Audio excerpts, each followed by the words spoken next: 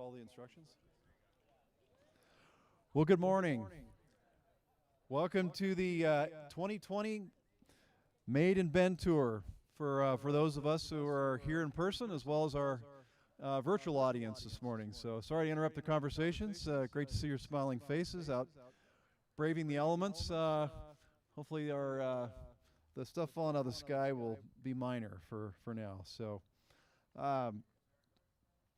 you know, in this COVID format, it's different, but hopefully you get a good experience, get to see each other, get to interact, which is really what we think is important right now, especially in this time where so much is separated and isolated. So thanks for coming out and being a part of this together. So first of all, I'll just say that these events do not happen without our generous sponsors, especially during these times. And to underwrite this free event for members, our special thanks go out to our continued support from Columbia Bank. It's a big hand for Columbia Bank. Thank you very much. As well as Price Frank, CPAs here in town, the largest CPA firm. Cascade Natural Gas, Don, thank you very much for your support, as well as Ben Broadband. So these folks are generous sponsors of other events for EDCO, so you know, we definitely encourage you to patronize them as well. So other local businesses to keep top of mind and to patron they're part of this event today for Made in Bend. The swag bag donors include blackstrap masks, multiple goodies from Red Plate Foods, vanilla from Stravarin Trading Company, some craft liquor from Oregon Spirit Distillers, I guess if those who want to get an early start. And maybe you can kind of mitigate that with some of Hum Kombucha's new sugar-free, shelf-stable product Zero. I hear it's awesome.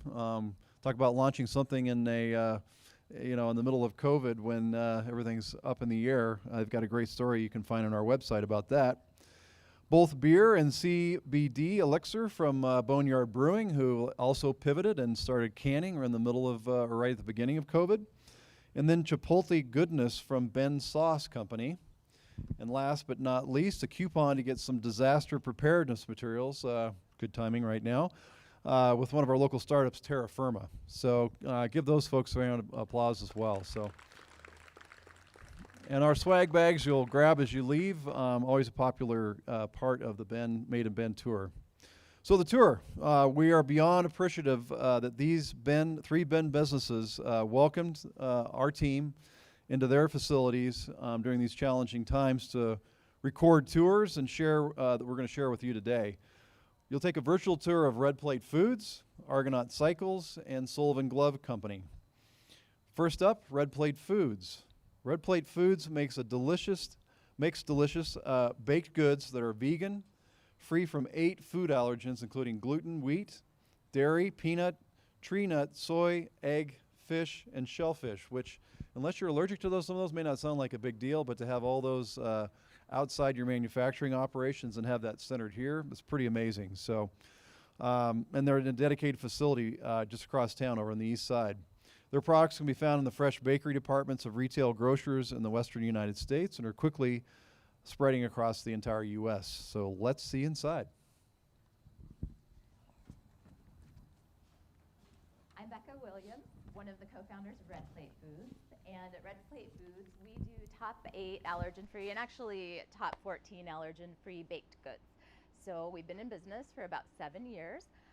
Some of our first customers were Newport Avenue Market and Jackson's Corner, so we absolutely love our local partners. And since then, we have expanded across the country and into multiple channels, food service and retail bakery. If you want to come with me, I will show you our warehouse. This is our area where we store most of our raw materials. We do have some containers outside where we store finished goods and some more raw materials. We're a little tight on space, as you can probably see here. So everything comes into this warehouse and it will have had an allergen statement that is on file. We make sure that all of our suppliers have checked the box at least once per year, sometimes more often, for high-risk ingredients. And that means when I say that we are top allergen free, we are peanut, tree nut, egg, wheat, and dairy, soy, sesame, fish, and shellfish free. And we are also certified gluten-free, and we are a vegan product producer. Let's walk back in this direction, and I am gonna have to grab a hairnet really quick. This is our production area. And what you're looking at, we have just over 2,000 square feet between the warehouse and the production area. And we have under 1,000 square feet of office space.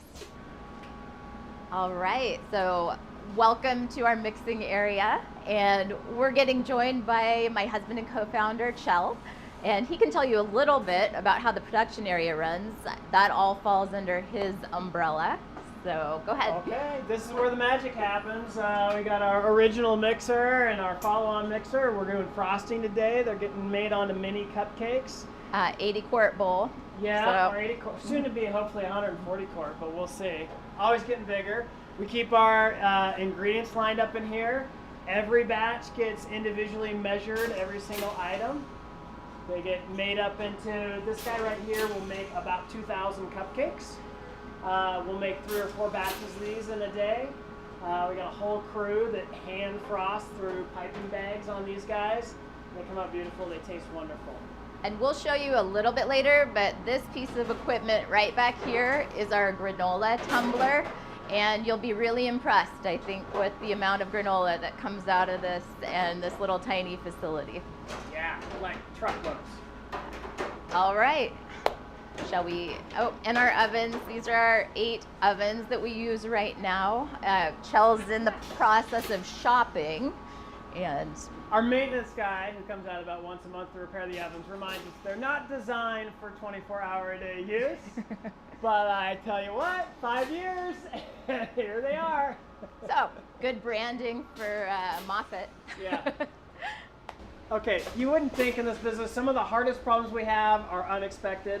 One of them is, how do you move 3,000 pounds of oil each week without making a humongous mess and doing it down to the kind of gram measurement? So we scale underneath it, we put in this, and we'll see around the backside, they literally come in 3,000 pound totes, which we're swapping out constantly. And we have, yes, in fact, tipped over a 3,000 pound tote and spilled it on the floor. So this is Lorena here, and she is working on our cupcake depositor. So each little cupcake, all the batter goes into the hopper right up here, and then it's piston fed and comes down into the cup when Lorena presses a foot pedal. And she does thousands of cupcakes, like Shell was saying, a couple thousand cupcakes a day. Okay, another unique problem of having a bakery, we generate lots of heat and we have lots of product that needs to cool down fast. So trying to figure out how do you keep the building cool and also cool product at the same time meant building what we call a cooling tunnel. So on the far end of this is an evaporative cooler that blows cold air across here and an air conditioning unit in case the heat gets extra hot to blow cold air, and we line up our racks and they go down this FRP line tunnel and get pulled out at the back end. Makes it so we don't have to wait an hour before the cookies go into a bag and the chocolate chips don't smear all over the place. We're in our packaging area now, and you get to see the final process on the cupcakes. So what our team does is they take the baked cupcakes, put them in a clamshell, and then they come over into this area, and we don't have anybody frosting right now, but all of these are hand frosted, and then the clamshells will get closed, stickered shut, put into case packs. Do we have any case packs here right now? You can see our cookie case packs or our muffin case packs right back there. And then those will all be palletized and go into our large freezer. These are our latest, greatest product introduction. They're Whoopee Cookies is what we're calling them. They're like a whoopie pie, but using our cookies as the outside. And you can see right, oh, this one of course is gonna fall apart on me because it's an extra, but they're very soft and moist, a lot of frosting in the middle. And so huge calorie bomb, but they are delicious. And we've got Marina and Suzanne are doing the final packaging on this. So sometimes we'll do 2, sometimes 3 products in a day. As we're getting bigger, we're starting to shrink that down and sometimes have entire days of production of 1 item just for efficiency. What you're seeing here are our single serve 1 ounce packets of granola. We do tons of these. And so as Chell was talking about earlier and we showed you that little tumbler, we have done over 45 tons of this granola just in this calendar year. So we expect probably more than double that. Granola in volume is our largest product that we make. And we are a supplier to K-12 schools under a private label across the nation. And we also, I believe we actually have the contract for the Carolinas in its entirety for granola. And we also supply American Airlines with their bulk granola. And if you want to look over here, you can see the machine that's packing up these single serve packets. And actually the single serve packets we think are getting a lot of traction right now because a lot of food service is supplying grab and go meal. And things that can just be taken. So bulk granolas are kind of a thing of the past. If you go into bulk granola sections even, or bulk sections in grocery stores, you'll see that a lot of it is being pre-packed. And so ours has just been a natural fit for what is happening with COVID. Granola volume in the summer when we're hitting into school season is so high that we actually run 24 hours a day. We have someone in here night shift baking granola and operating this machine, which means that you have to have also someone who's signed up to handle all of the technical glitches that come with the machine going down or running out of film or the optical eye's not working. And Peter drew the short straw for this particular piece of equipment. He's been on call making sure it runs smooth this whole summer, where we're already about 60% ahead where we were last year at this time in terms of granola production. This right here is called a Cookie King. It's designed to make cookie pucks, and we couldn't get the cookie pucks to come out accurate enough in weight, so we repurposed it to get it so that our granola doesn't have chunks in it so that we don't end up with clogs in the machine. And if you come back in a month, hopefully we'll have a motor hooked up to it so that it actually can run on its own, because one of the more exhausting things is cranking that and moving boxes and moving granola all night long. We like to say we are a free CrossFit membership here. So, Yeah. You know, if anybody's looking for a good workout, please, we're always hiring. No joke. If you work for us, you definitely earn your pay. All right, we're gonna fire up Okay. the code. Ready? All right. Over this way, this is our new great machine. It's allowed us to double our capacity. Go ahead. And Peter right here has been the guy who has sourced all of this. When we switch over granola flavors, for which we have 5 different flavors, it takes about 8 hours to clean all of the machine and equipment in order to get from one brand of granola to the next. Super painful when a customer calls up and says, hey, can you send me 1 box of samples?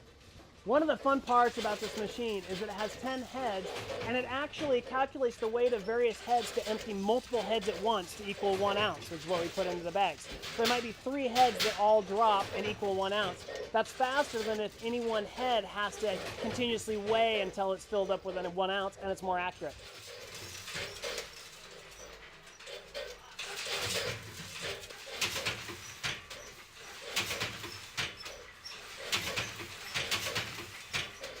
If you read one of our job postings, even if it's for, executive assistant, it's going to say you have to be able to lift 50 pounds of granola or anything regularly.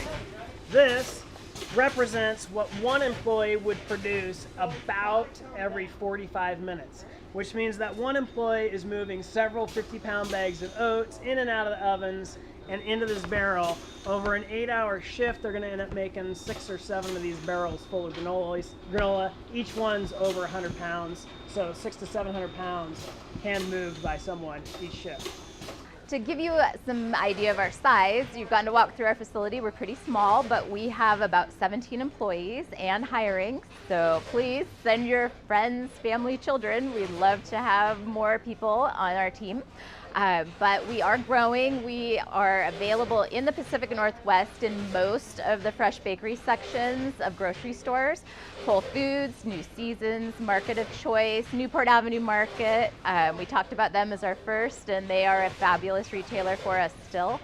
And then we also distribute products through Cisco to food service accounts. So our burger buns and our par-baked pizza crusts are available. And put in a plug for local Big Ed's Bread also carries our products as well. And so restaurants do have access to all of the desserts and then those other couple items. The buns and the pizza crusts we expect to bring to retail at sometime in 2021. And then we do have national distribution now. That's been something really exciting for us in 2020. We've expanded into the Midwest with the chain Fresh Time, if any of you are familiar with that. And we're running some test markets with Publix down in the Southeast. And continuing with a national broker network to put the products in front of retailers and really tell the story about why we do what we do and why these products matter. They matter because there are over 30% of people in the United States who are avoiding some ingredient in their diet, and there are almost 12% of people in the US who have a true diagnosed food allergy. And what makes Red Plate special is that we are accessible to over 90% of those people because we cover so many allergens and we are such a comprehensive free from product set. So next steps, we're approaching lots of grocery chains. So if anybody has friends, relatives who can try the brand either by ordering from us online or can get it at a local store, we would so appreciate having those customers go in and ask the stores to bring Red Plate Foods products into their shelves or even into their restaurants. That customer voice makes a difference because we as the manufacturer are trying to sell, the customer is trying to buy. So anybody who's asking for Red Plate Foods is doing us a huge favor.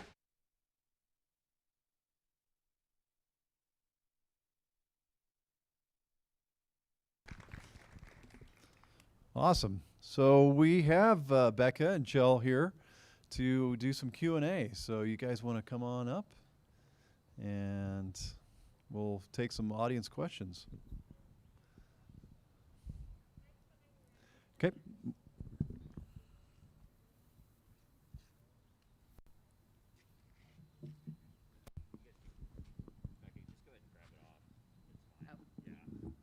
Kind of short. I didn't say that, Phil. Because it's a thing. Yes.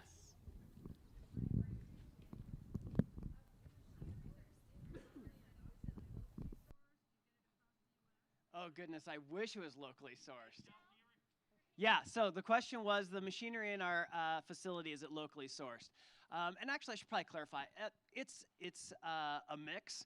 That red mixer you saw, we bought that from a gentleman who 8 years ago thought he was going to create a dog biscuit company here in Bend, go figure, and later went to med school and decided that he was going to do something else. So we bought the mixer from him and ran over with an engine hoist and picked it up and moved it a couple times now. The bigger equipment, the vertical flow wrappers, we have 2 of them. We've purchased them from China. Probably one of the more, risky things you do as a business is when you wire $15,000 or $20,000 to a Chinese company and hope they're going to build you what they say they will. And in fact, that same company, we've bought a horizontal flow wrapper that never worked and have had a lot of stress negotiating with them how we get refunded for something that didn't meet its intended purpose. We look at U.S. manufacturers whenever possible. The same unit that we just bought for $25,000, we had $180,000 quotes from U.S. manufacturers, Canadian manufacturers. So it's just a huge gap, and we're kind of scrappy at the point we are. So we give up a lot of the bells and whistles in the local servicing, and we get our manuals in Chinese. It comes wired in Chinese.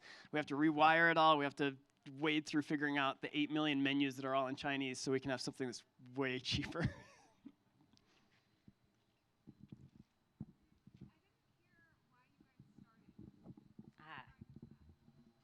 Okay, so I don't have it here with me today, I should, but I carry an EpiPen for dairy. And so So really severe, oh, and why we started, that was the question. So I carry an EpiPen for dairy, extremely allergic to dairy, but really the passion and the motivation behind the business came one Christmas Eve.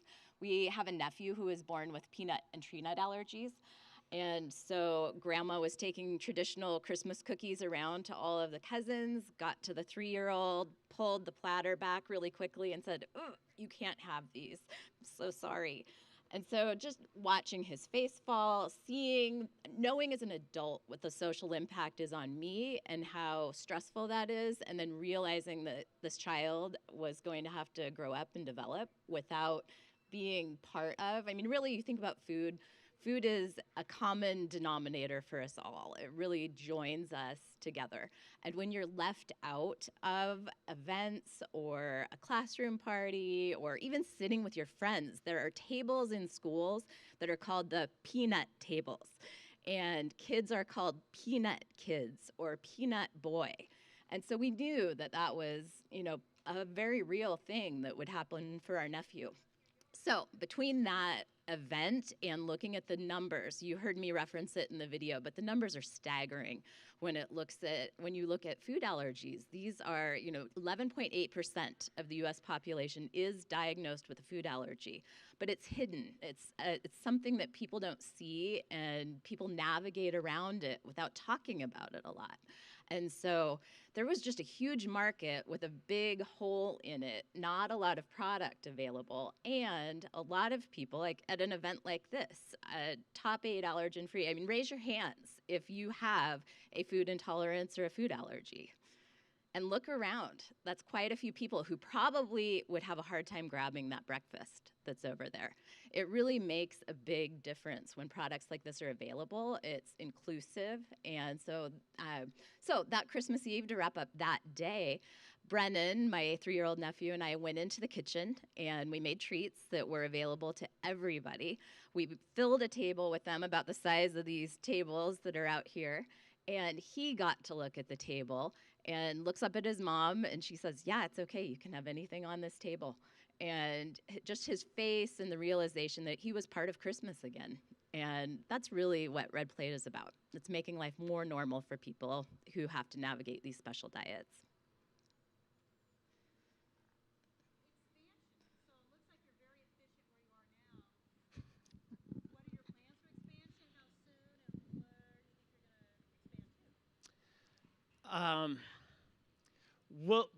We'll be moving, and we're already shopping bigger places. And the question was, it seems like you're kind of tight in the space you're in, and do you expect to expand? So our lease comes up in April, and we'll be deciding soon whether we renew it and get a second space and kind of split up our operations, or whether we move all together into a bigger space. But we're, for the first 4 years or so, we doubled in size each year.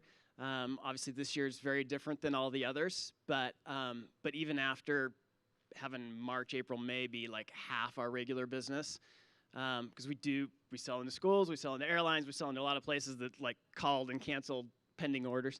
But we are actually up already this year over last year. Yeah, we'll be moving. I'd like it to be in Bend. Industrial space is really expensive and really hard, and sometimes this city has some rules that make it difficult. But if we're able to, we'll be here, and if not, we'll be Redmond or someplace. The shorter the commute for me, the better. Becca said we started it because of the nephew, but we also really wanted to stay in Bend, and you kind of got to make your own job to stay in Bend sometimes, yeah? Yeah.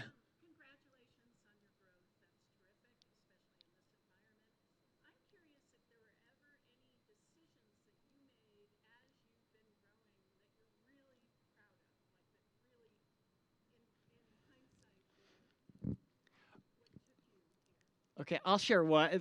The question was, were there any decisions you're really proud of? I'll share maybe the two for me, and then Becca can share her story. When we first started, this is maybe will resonate with other entrepreneurs.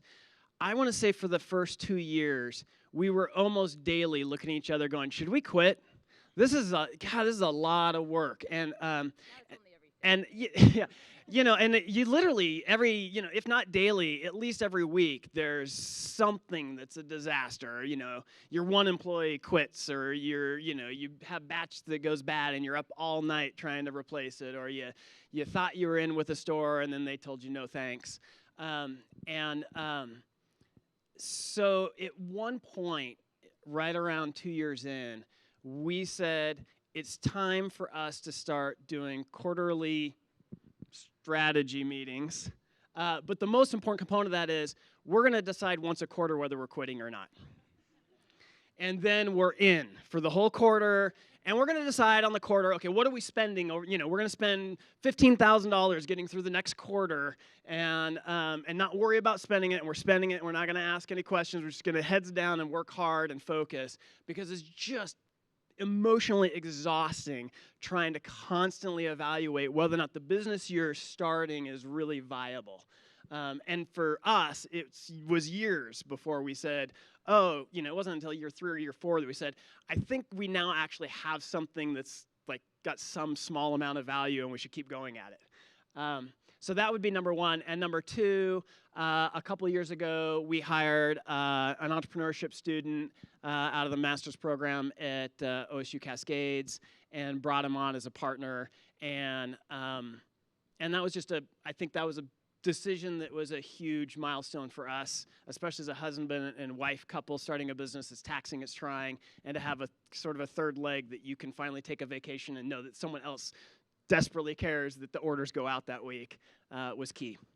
And that was Peter. You saw him in the video there. He's the guy saying gets to take the 2 o'clock calls when the machine goes down this summer. Okay, and things that I am really proud of.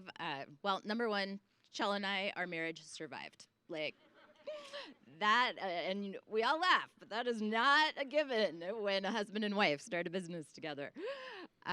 But so actually, more seriously, this one goes a long, long way back. But when we were in our 20s, Chell's dad's business partner gave us some advice, and that was save your money so that you can take advantage of an opportunity when you see it.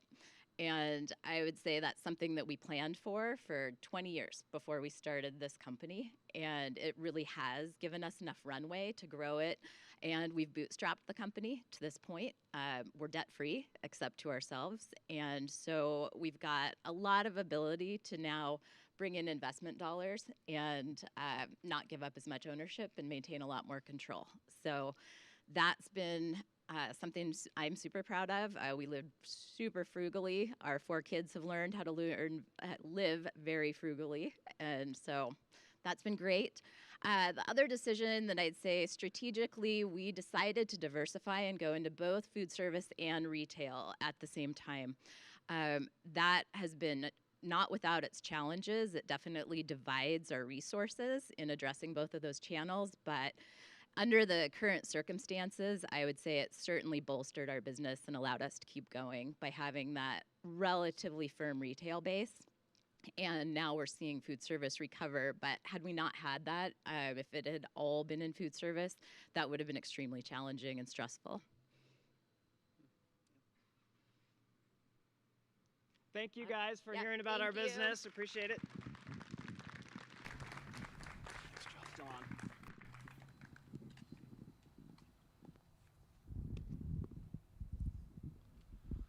All right, Chell and Becca, thanks so much for your open, honest kind of dialogue about your company and its successes and challenges. I think that's provides a real picture of what it is to be a business owner and to make things. And we're super proud of our manufacturers here in Bend and throughout the region.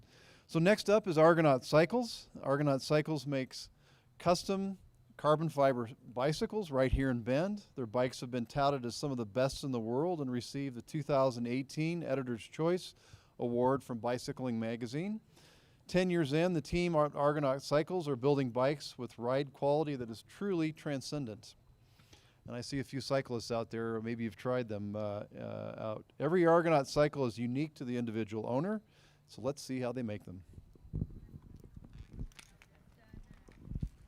Hey, welcome to Argonaut Cycles. My name is Ben Farver. I'm the owner here, and we make custom carbon fiber road bikes, soup to nuts here in our facility in Bend. So I started the company about 12 years ago in Portland and moved to Bend in 2015, primarily for lifestyle reasons. I had a little boy, and I grew up in the mountains of Colorado, and I wanted him to grow up in the mountains, but also close to his grandparents, so Bend kind of made the most sense. So I think one of the cool things that we do here at our shop is that we make every part of this bike. So we make the frame, the individual frame components, which I can kind of show you over here. We make all the tooling for the frame components. We start with raw material that we store in our freezer. We lay up the individual parts from scratch and then end up with the complete finished bike. So in this facility that's up here next to Summit High School, off Lolo Drive, is our customer-facing showroom, which is where we are right now. And in the back, I'll show you here in a second, is our CNC machine where we make the tooling, and then the layup area where we actually make the frame parts. And then we have another facility that's down off Century Drive, and that's where we actually build the frames, bond the pieces together, and do the final finish. And before finally shipping complete bikes out the door, we take the frames back up here to assemble with all the components and then box them up and ship them out. So I'd say a really low percentage of the bikes that we make end up staying here in Oregon. The vast majority are shipped throughout the United States, and about 20 to 25% are shipped internationally.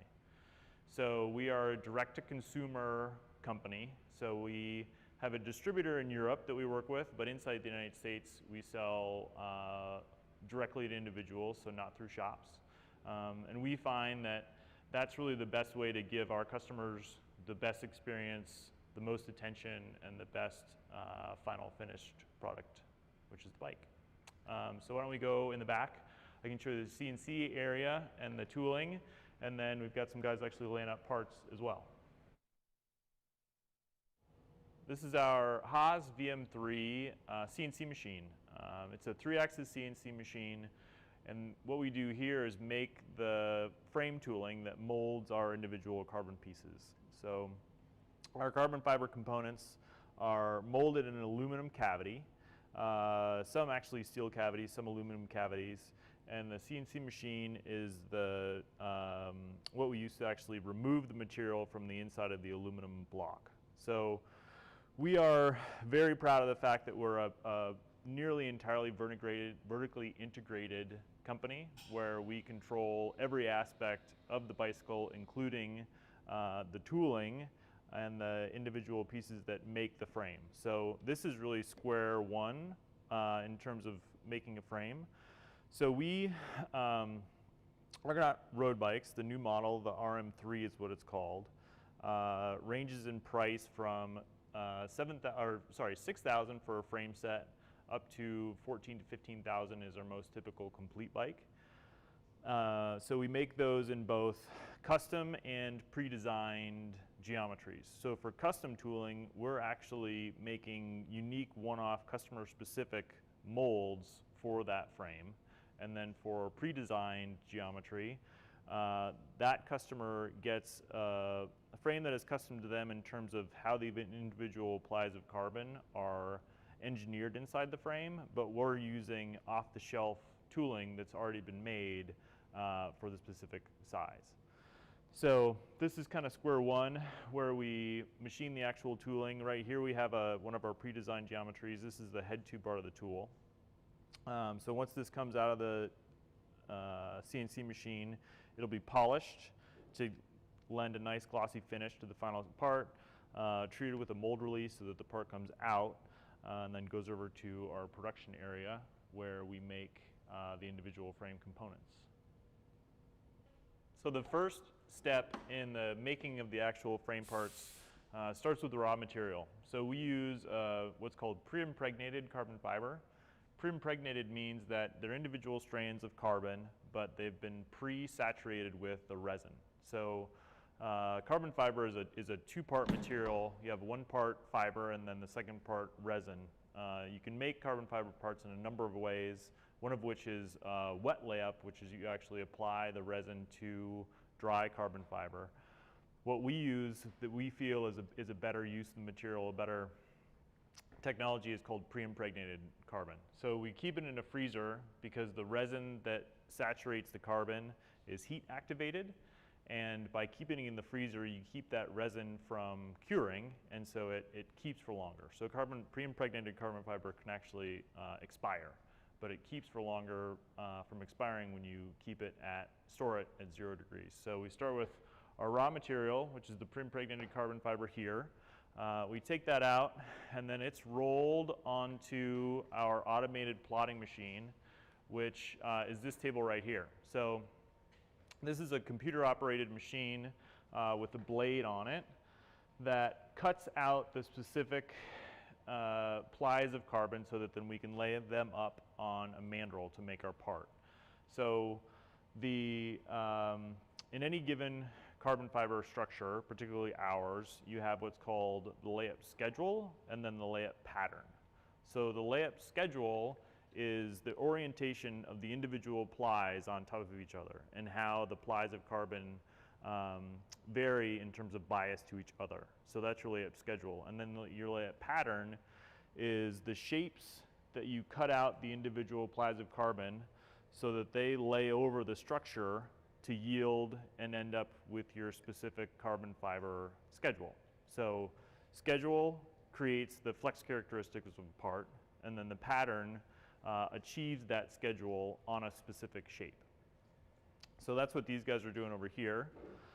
They are laying up steer tube and fork legs for our bike. So we are one of the only companies in the United States that makes our own forks. The vast majority of bicycle forks, carbon fiber forks, are made in Asia. But the design of the fork, the handling characteristics of the fork were both really important to get right specific to our bike, so we decided to take the manufacturing of this part in-house as well. So what these guys are doing is they're laying cut plies of carbon onto a silicone mandrel. So the mandrel holds the interior shape of the part, and also when you put it inside the tool or the mold, it heats, it expands when you heat the mold. So the expansion of the silicone rubber inside the mold fuses the individual plies together as the resin goes from a liquid to a solid state as it cures. And then once the curing process is finished, which takes about an hour and a half, and the mold cools, the silicone shrinks back down, and then you can pull it out of the finished part, and you get your final structure, your hard piece of carbon fiber. And so it's important for us to be as vertically integrated as possible, and one of the key ways we're able to do that is with the use of these 3D printers. Most carbon fiber bicycle components are made with a process called bladder molding, and that bladder uses a latex bladder as a mandrel, as a form to lay up on. That latex mandrel is really difficult to make in-house. Most companies source those latex bladders from a couple of companies in the United States, but in which case you're beholden to another supplier for a key part of your process. We figured out a technology that we actually have a patent pending for, which is a modified way of molding carbon fiber called trapped rubber. And so the rubber refers to the silicone rubber of the internal mandrel. And then the trapped rubber is that this is contained in a mold. But to make these specific forms, what we actually do is we 3D print a mold to make this part. So the 3D printing, the material is not very expensive, and it's not active time. These 3D printers can run 24 hours a day. to make our molds that make these layup mandrels. So I think it's a much improved process from both a part quality standpoint, and then also just the fact that we're not reliant on any other company for any part of our process. So this is a piece of raw pre-impregnated carbon fiber. This is the material that makes the entire bike. So in one frame, fork and stem all included, there are over 500 individual pieces of cut carbon fiber. And it weighs, a frame my size, painted, finished, weighs about 740 grams, which is a little less than 2 pounds, right around 2 pounds. And again, the fork and the stem together weigh 370, about 500 grams, so an additional 1.5 pounds in there. So complete bikes, including components and everything, typically range anywhere from a little under 15 pounds to just under 16 pounds. This fatigue test fixture is a really key part of our process because it allows us to innovate and iterate more quickly and still get the data that we need in terms of both a product durability standpoint and a safety standpoint. So this test lab that we're in right now, we built about 6 months ago, and like I said, it enables us to really keep tight quality control over all the products we make. So we have impact testing fixtures here, which are weighted. We actually drop heavy weights on different parts of the frame to ensure their durability. And then to this cycle fatigue test fixture, which actually comes out of Italy.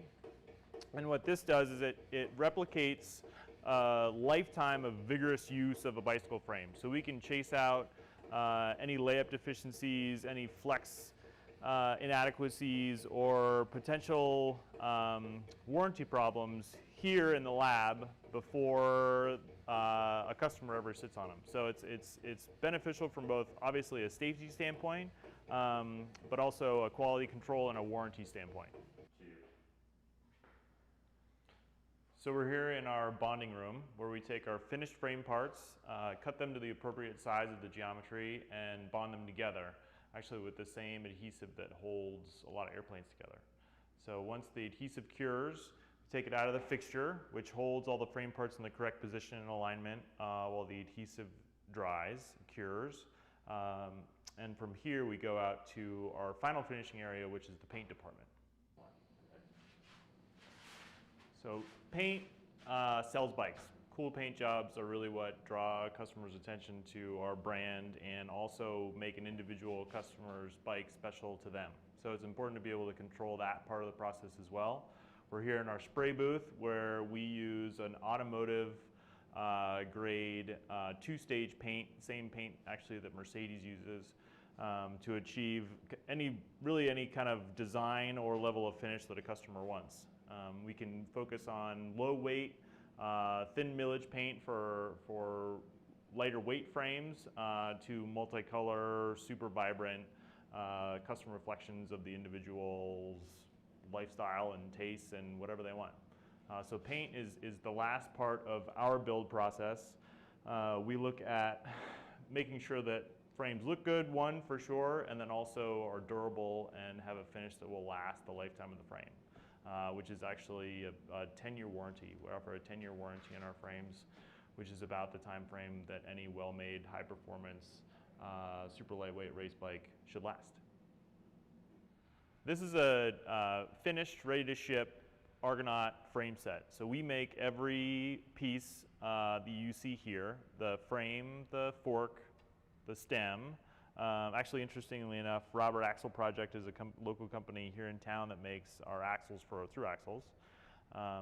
So we are gearing up to increase production. Right now we have capacity for a frame a week. And there are 80 man hours in each frame. And we're finishing up our R&D phase of the RM3, which is our latest frame, and now we're moving into scaling production. So we're adding a couple people this week. Over the next few weeks, we're going to probably be adding a couple more to try to ramp up production to get more numbers out the door. Thank you for taking the time to learn what makes Argonaut bicycles unique. To buy a bike, reach out to me directly through our website, which is contact@argonautcycles.com. We'd be happy to help you get fitted and sized up and one made just for you. Awesome. Super cool. Who knew that so much technology could go into a bike, or that a bike could be 15, 16 pounds? It's amazing. So we've got a Q&A session here with Ben. Ben, why don't you come on up and grab the mic, and we'll get some more questions answered. It's right there. Sorry, what?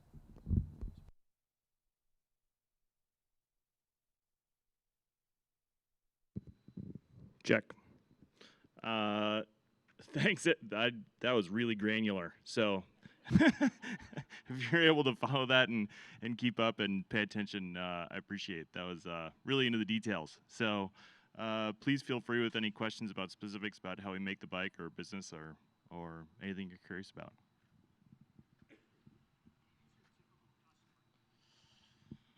Our typical customer is somebody who's been cycling for quite a while and probably already has a quiver of bikes, production bikes. You know, ours might be their first or second custom bike. So avid cyclists.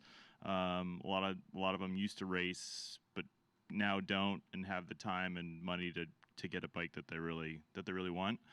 That's our most typical, but we get, you know, folks that are new to cycling and just want something super special and unique, special to them. So. I'll ask one over here. I have a mic even. So with bicycles just like exploding right now, and the market probably being hotter than it's ever been, are you realizing some of that and that's ramping your production?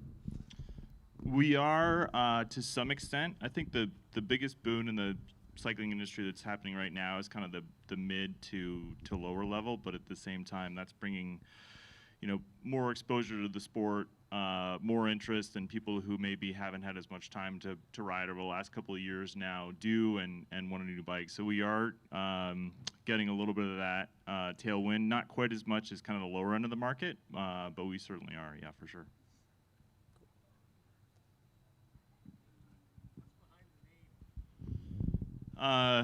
It would make more sense if my name was Jason, but it's not. But I studied, I actually have a degree in history versus mechanical engineering, which would probably suit me much better right now. But Jason and the Argonauts was always a story that I enjoyed and in college and kind of followed, and I always thought it makes sense for a bicycle company because you know, an Argonaut is somebody sort of in search of the golden fleece in the story, but then you know, more loosely translate to somebody who's, you know, constantly searching for good fortune or riches, and so bicycle, there's kind of a good analogy there.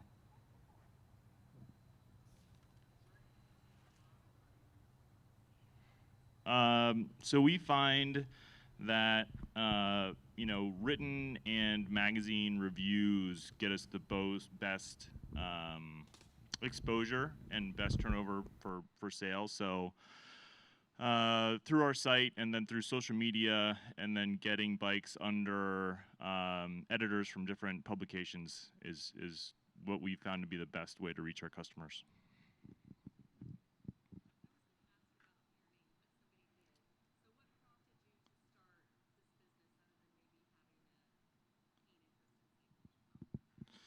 I grew up working in the cycling industry as a kid. I worked in shops, and then I got into metal fabrication right out of college, sculptural welding, and then I started building steel frames for friends and family because, you know, I was an avid cyclist and got into frame building that way, and then it just sort of evolved from there, from steel to then wanting more control over the material and the ride characteristics of the frame is really what led me into composites, and then it just kind of snowballed from there.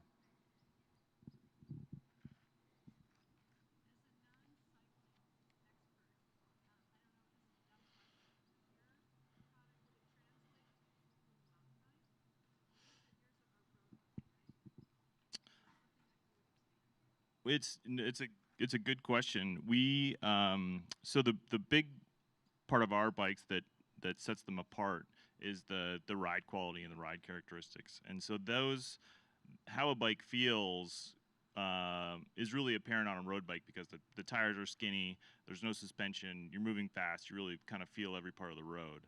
Our kind of specialty doesn't translate as well to mountain biking, even though I mountain bike a lot, and it's a great part of the industry, obviously. But the suspension, the bigger tires, the geometry isn't as necessary to be as specific to the customer. There's sort of so many different things going on.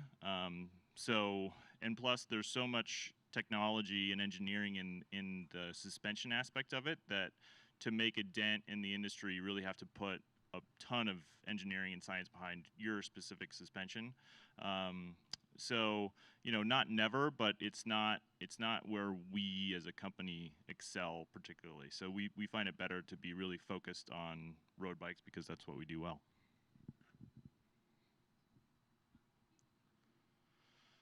So we've got 7 now, and then 2 more starting in September. So we'll have 9 here shortly.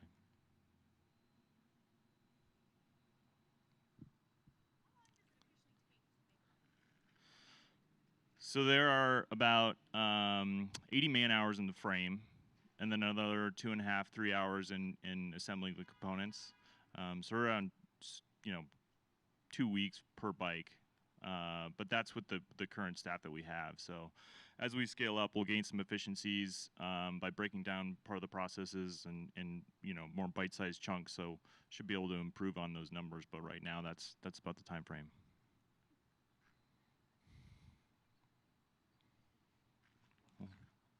Oh.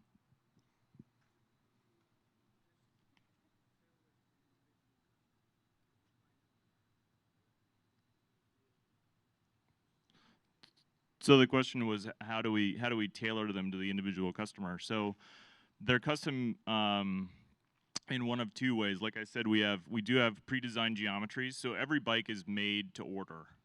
So we don't have any stock bikes on the shelf. Each one is tailored to the individual customer. So for a custom geometry, we'll figure out the customer's size, what size of a bike they need based on a custom fitting that they'll get, either here in Bend or working with a custom fitter in their area. So that's how we determine the geometry of the frame. But where we really excel is creating a layup pattern. So engineering I don't know why I keep looking up there. Like that's me. It's like, doesn't make any sense. So we look at the engineering of the individual plies of carbon and how they're oriented in the frame to give specific flex characteristics, so that sort of like tuning suspension in a car. Like, a race car driver will want their suspension tuned a different way for how they drive, how they like to enter a curve and exit a curve, and how they want their car to feel. That's really how we engineer the carbon inside the frame to give the individual rider a bike that feels great to them for their size and their riding style and where they're gonna ride. So those are the 2 custom facets. One is the geometry of the frame. 2 is the engineering of the carbon inside the frame. And so it's basically working with the customer. We have a questionnaire. They answer a number of questions that sort of paint a picture of them as a cyclist for me. And with that, we design their layup pattern. So, and then we also do custom builds in terms of the components, choosing the components that will suit their, what they're after from a price point to a longevity standpoint, from a performance standpoint, all that stuff. Well, Ben, maybe one last question. With that customization, is there a secondary market for Argonaut Cycles? In terms of, Somebody that buys a custom bike and rides it and then moves on to something else, is there a secondary market because they're so customized? Gotcha. That makes sense. There is, to a certain extent, from time to time, customers do sell their bike to somebody in a similar size as them, and that does work. But luckily, we're not so worried about that. We're just worried about the first guy. Thank you very much. All right. Thanks, Ben. Thanks for opening up your facility too for us to go do the filming and so forth. So it's awesome. Absolutely. Thanks for the opportunity. Okay, last but certainly not least in any way is Sullivan Glove Company. How many people knew that we had a glove company in Central Oregon? Nice. That's pretty good. That's pretty good. They're kind of tucked away back there behind Bend High. So Sullivan Glove is one of the last U.S. glove manufacturers holding true to their original commitment of enduring craftsmanship. They source American-grade hides in deer, elk, buffalo, goat, sheep, pig, and cow. Cutting leathers used in a decades-old process to manufacture gloves right here in Bend. Each glove is handmade and features some old world technologies, and I think we'll hear more about the history of their form-fitting patterns from when we get to the Q&A and then the tour. So on with Sullivan Glove. Thanks, Matt. Hey, I'm Jake Peterson. I'm the newest owner of Sullivan Glove Company, which has been based in Bend here since 1947. My wife and I we were living over in Eugene and we purchased it this last September, so coming up on about a full year of ownership. And I'm glad to have you guys here, and I'll give you a tour of what we do. So first stop over here is our leather rack. We work with about 4 different leather suppliers. Most recently, actually one over here in Bend, which we've enjoyed developing a relationship with, is Maverick Leather. So we've actually done some limited releases with stuff that they've brought in, and that's kind of where we start right here. Our longest term one is actually a couple out of Wisconsin area with our deer skin, elk skin, and buffalo. So that's been the longest relationship, and really what Sullivan's been known for over the years is our deer skin gloves.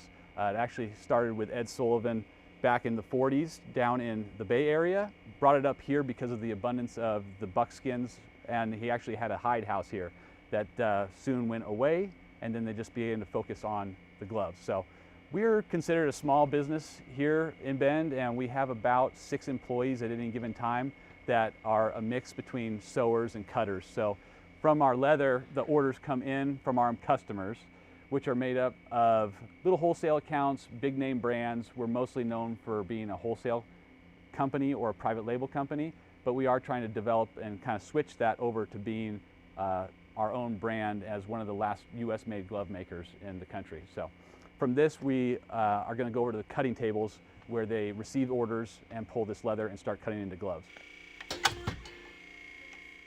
So right here are the order tickets. When orders come in, we're able to write them up, and that's telling the cutters, which we have a cutting station here. We have 3 cutting machines, these clicker presses right here, which I'll get behind here shortly. But these are going to tell them which dies to pull, and we got decades of dies here, and really what we've settled into over the years is 3 main styles that they've worked with. We have tons of other styles here that we've been sorting through ever since we bought it, and we have a whole Connex trailer out there too that we've been starting to sort through as well. Fun to kind of see how they've changed it up over the decades, but really been known for a few styles. So if you hop over here, I've already pulled this one. This is our roper style glove in goat, and so when you're dealing with these hides, it takes a little bit of expertise just to determine which way the grain's going. You have to cut it a certain way so the glove doesn't come out too tight or too stiff. You can get your hand in nice and easy, or there's no inconsistency. So I've already cut up the backs and the palms, but I'll show you how the thumbs and the fingers go here. So we're looking for this going this way, stretching. So the stretch is going this way, so my thumbs are going to run this way.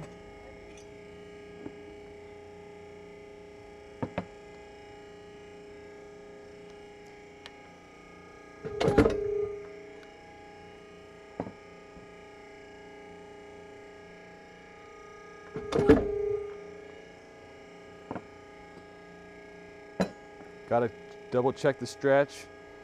So these guys, we want the stretch going this way. So we're going to go like this.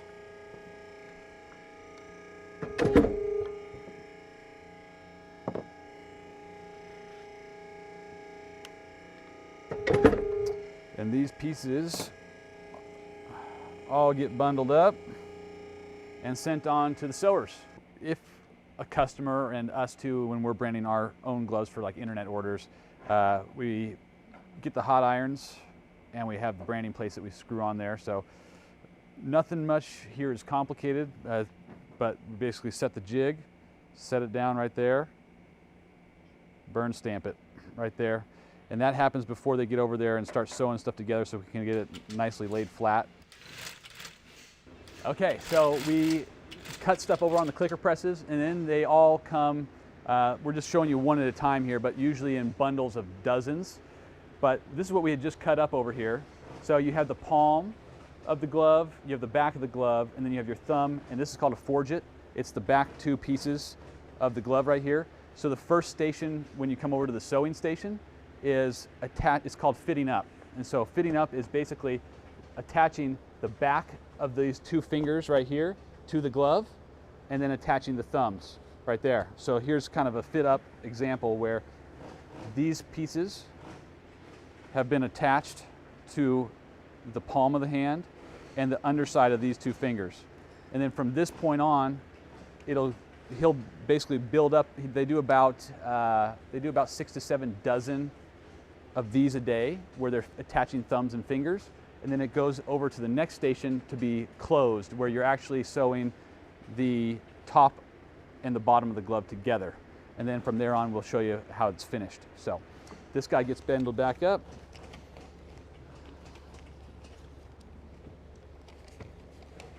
And then we're on to the closing station. Here's a finished bundle of gloves once they've been fit up and closed.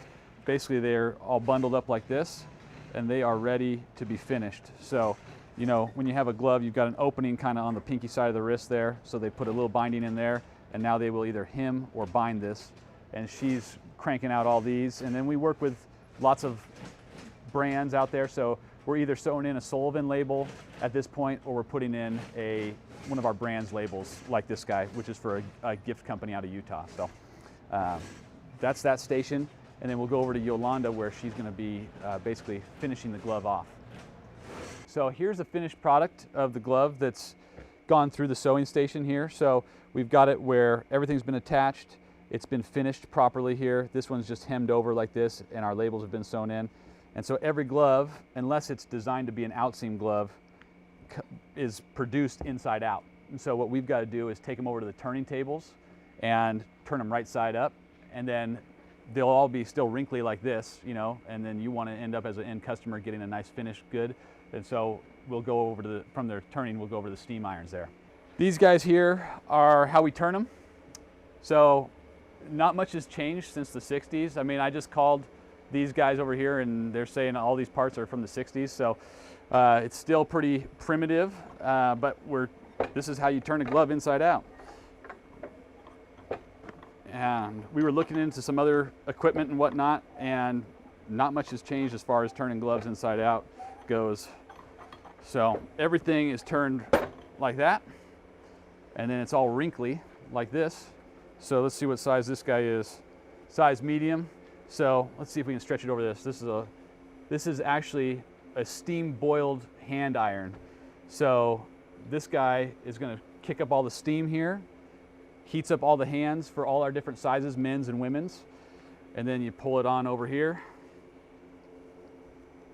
to be ironed off. Right there, like that. Get that guy going. We'll get the thumb on the opposing side here. Sometimes they fight you. Deerskin's by far the easiest to work with. Buffalo and goat can fight you sometimes with it being a thicker leather. So then you just get them going. So you got thumbs on one side, iron off. This is also too where we inspect them, because when we stretch them over the hand form, we can see if we've missed a stitch at the sewing stations or stuff hasn't, or we have a little tear in the leather. And so this is where we catch them, build our rework piles per order, and then send them back to rework. But hopefully that's minimal, and then they go off to the shipping station here. So let's see how these guys turned out. So there you go. That's what that looks like there, all ironed off nicely. So that's it for the tour of Sullivan Glove. And we basically, you know, by the time we build all these, we're ended up serving predominantly the motorcycle industry. We've been bringing on a lot of men's and women's fashion brands, so dress gloves, and then we've always had a steady clientele of small wholesale shops and the work glove, Western wear segment too. So that's that. We're always looking for skilled sewers here. That's our toughest labor pool to draw from, finding people who want to have industrial sewing experience. But also too, we're in the middle of a whole rebrand. We're trying to dust off the heritage of this company and get Sullivan Glove out in front of as many people as possible. So if any help with digital marketing and website, just reaching as many people as we can. So that's that. And then if you're interested in contacting us or learning more, visit sullivanglove.com. We've got all of our contact info right on there, and I pick up the phone directly. Thank you, guys.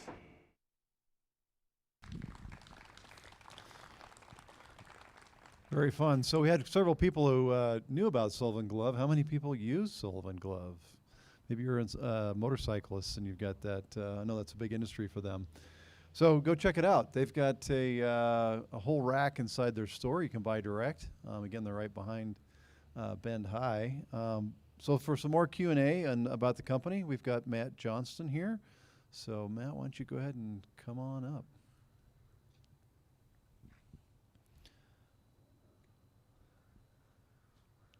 We've got a microphone right behind the thing here for you. So.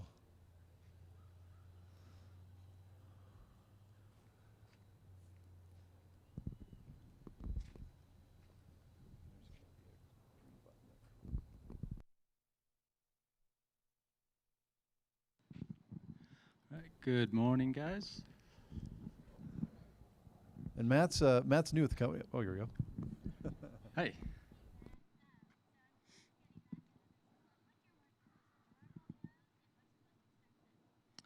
So the most durable would be buffalo,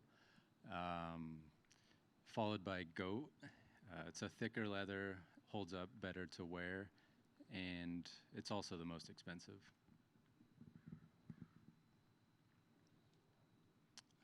Yes. So it depends what you're doing with the glove. If you're working like a buffalo glove pretty hard, it should give you about a year or so. Then the deer, it's not quite as strong. Depends what you're doing, but you can get just as long out of it. And the best way to kind of prolong the life is to have a second pair, kind of alternate between the two.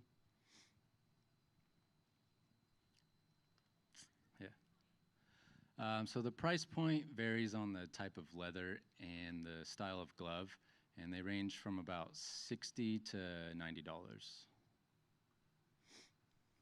Yes.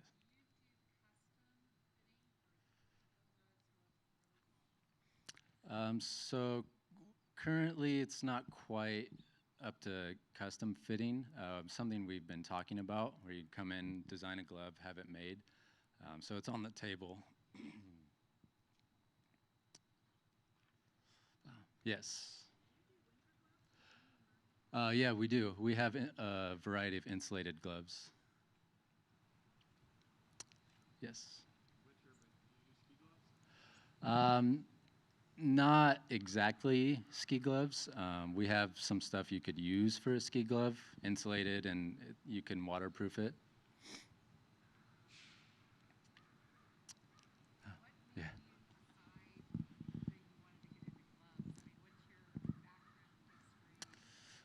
So I've only been with the company for a couple months, and I met Jake. Actually, I was working for another company, and we were doing a glove order, and he contacted me and see if I wanted to work with him to kind of push into the motorcycle world a little more, because that's more of my background.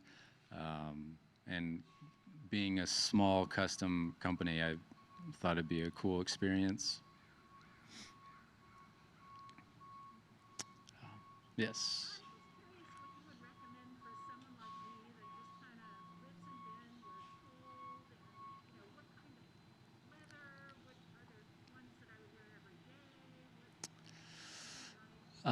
So it's kind of, there's not really a one size fits all for everything. It's a winter glove, you're going to want something insulated. For doing like gardening chores or something like that.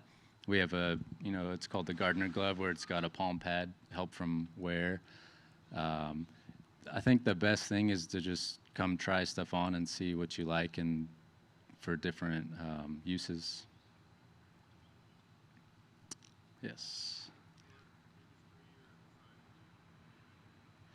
So the glove we make the most of be like our classic glove. If you look online, most all of the gloves are styled after that glove with adjustments for different uses. And the industry, it varies. We do a lot in the motorcycle industry. It's probably our most popular area. Yes. We do. It's not like a store, but you can come in. We have a wall of different gloves hanging that you could come check out. Yes.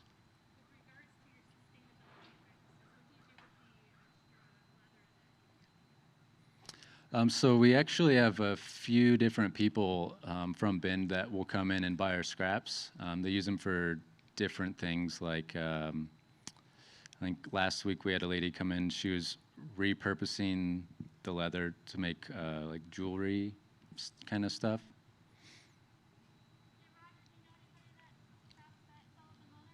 Yeah, I'm one of those scavengers. Nice, nice. For woodworking projects. Oh, right on. Yeah, yeah. It's beautiful leather. It's amazing leather. So. Yeah, it's a cool industry. And maybe just a little bit of information about the supplier that you're using, or one of the suppliers, Maverick. Maverick's a company that Edco helped relocate from the Bay Area, and they're up on the north end, kind of by Bend Research's campus off of Empire. But they're a super cool family-owned, family-run company that sources all kinds of crazy exotic leathers from across the globe. And so it's really cool to see that supply chain kind of develop here in Central Oregon. Yeah, we're actually working with Mavericks for a new tannage line for next year. So, yeah. And there's maybe one more question out there. Did I see? Oh, sorry. Yes. Testimony. My husband lost 2 fingers in a Ooh. mill accident at the mill works in '94. He needed gloves for hunting and, some basic stuff that he did. I think he even still rode motorcycles. He was able to go there and get a glove, so it wasn't custom made, but it was custom made to him. It's hard on your home sewing machine to cut 2 fingers off a glove and sew it. Oh, and all yeah. that stuff. And it was a godsend to have that available for him to go to, and he still has one. Right on. That's awesome to hear. Cool. Ron, do you want to paraphrase what you said? Oh. Sure. For those that didn't hear, her husband lost 2 fingers in a work accident and was able to get custom gloves or get some custom modifications, let's say, of gloves by Sullivan here. So awesome that you're able to do that. And I've always found them super awesome, great to deal with both previous and current ownership. So Right on. Happy to hear that. yeah. Okay, well, we're going to wrap it up. Thanks so much for joining us, Matt. Yeah. And Yeah. Thank you. you'll look forward to seeing some familiar faces out in the crowd coming to the store here. So again, it's for those who don't know, it's just off of Glenwood. So you've got Greenwood, which is better known, and Glenwood's just behind Bend High, and it's kind of up on a hill, a red building. So check it out. Okay, we're gonna wrap it up and kind of take us home here. So I hope everybody enjoyed watching these tours. It's a little bit different format than we've had, but I think it was still pretty informative. Hope you enjoyed breakfast and coffee as well. And special thanks to Boxwood Kitchen down in the Old Mill District for supplying our safe individual breakfast offering, and Bellataza for supplying our coffee this morning. So also special thanks to Matt Hand and team with Hand in Hand Productions for recording and streaming today's 3 tours, as well as Flip Flop Sounds for building this amazing LED screen. If you didn't get a chance, come look behind it. There's a lot of technology. So nice job, Courtney, for stitching that together. And apparently there's bigger capacity possible with this kind of a setup. So it's great to have it. And hopefully it came across very clear and clean for everybody, even on with full daylight. So, also again, thanks to Red Plate Foods, Argonaut Cycles, and Sullivan Glove Co for welcoming us into their facilities, and of course the swag bag donors for sharing with you their quality products, and for our in-person attendees to take home and try for yourselves. And thank you again for our returning event sponsors, Columbia Bank, Price and Franck, which is a CPA firm, and Cascade Natural Gas, as well as Ben Broadband, for continuing to make these events possible to share with you. There's no way we could really bring this event to life, especially given the current times, without their unwavering support. In closing, EDCO continues to meet with and assist more move, start, and grow companies. Those are companies that are thinking about relocating here. Those are thinking about launching, which you've heard some of those entrepreneurial stories here today, and then those that are actually expanding, which is pretty much all of our companies that were featured here today. And I think it was a great format too to feature some smaller companies that may not be able to fit 120 people, even in groups, into their facilities, but are still doing super cool stuff here in Bend. So watch for our upcoming events, and I think we've even got rather see that up there than my face. Some of the announcements. And it's coming up with a pub talk on September 24th. It's our biggest of the year, and followed by the Bend Venture Conference, October 16th and 17th. Excuse me, 15th and 16th. Sorry about that. Both will be spread out across multiple venues as needed to meet all the safety protocols. And then thanks again for coming this morning and during a little bit of rain, little sprinkles there. Thanks for not taking off with that. And don't forget to grab your Made in Bend swag bags on your way out. Hang around, chat, get some more coffee, stay healthy, and enjoy the rest of the summer. Thank you.